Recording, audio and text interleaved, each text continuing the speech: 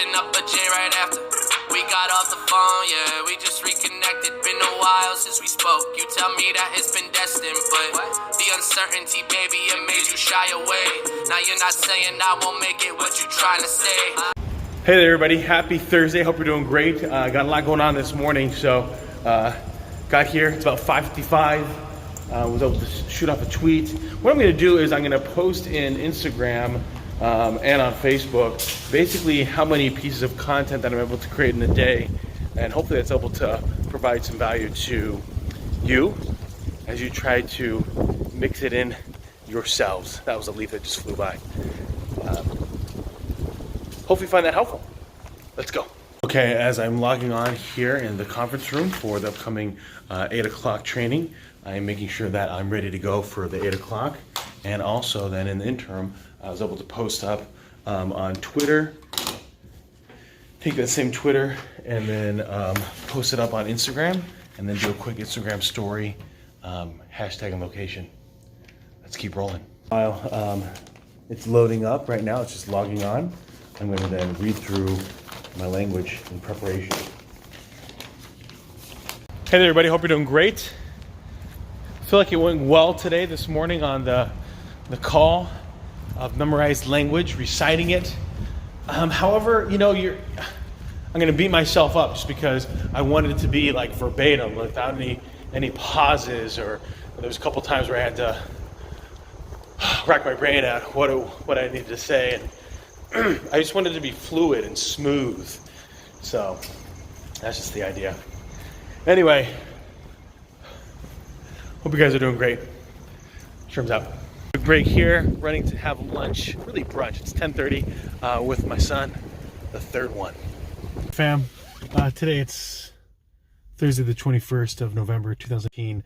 As I was leaving the gas station, just got myself soda, saw a guy walking by, had a hat on, an HBU University t-shirt, sweatpants, backpack. Didn't look too disheveled or anything, like but seeing him and got me thinking, man, so many people are out there in pain and need help. And as I drove by, I kind of felt the inkling, hey, why don't you give him some of the money that you have? I have some singles here in the middle console of the car, and pulled the car over and then stopped it and walked over, and he was walking straight on the sidewalk, and I just drove basically out of the parking lot into the next parking lot, and I walked out and gave him the money. And it was interesting just because when I came out, he was just mumbling I guess not under his breath, he was just mumbling loudly how he can't get any money to eat. And so I gave him the money and got in the car, and before I got in the car, he yells, "God bless, brother." And felt the Spirit just tell me that was the right thing to do. That inkling, it wasn't a strong impression, but it was an impression nonetheless. And really, that's how I view money. If the attaining of riches isn't for stuff. Right now, I do wear French cuff shirts and the three-piece suits, but I try to get that pretty low cost, typically at some kind of retailer, not trying to get custom clothing, and nor the cars, that we drive, or the house that we have. I'd rather give my money away than just accumulate it. Now, I want to accumulate it for my own savings from a security perspective, but I want to be able to make sure that I'm doing the right things to be able to help others get to where they need to go. And that's really where I see my life. I see that being an integral part of who I am and what ultimately God wants me to do with my money. That it's not about me getting stuff. It's about if I can just cover my wants and some of my wants, but all of my needs, and that can put me in a position to be able to bless the lives of others, especially because there are so many people out there that don't have shelter, don't have food. And so I hope that as you think about that for your own lives, there can be a way that you can implement that in your own life to make sure that you're giving to others and being of service to your fellow man and woman, and helping them get to maybe where you are. Sherm's out.